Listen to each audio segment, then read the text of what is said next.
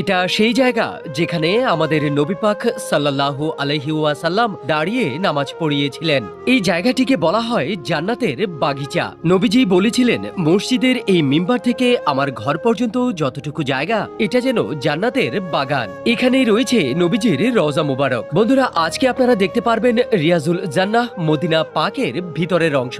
মসজিদে নববীতে সময়ের আগেই আপনাকে পৌঁছাতে হবে। রিয়াজুল জান্নাতে নামাজ পড়ার জন্য আপনাকে নুসুক অ্যাপে ডেট ফিক্সড করে পারমিশন পেলে পরে আসতে পারবেন। ভিতরে যাওয়ার আগে আপনার জুতা রাখার জন্য পলিথিন দেওয়া হয়, যেন জুতার ময়লা মসজিদে না পড়ে।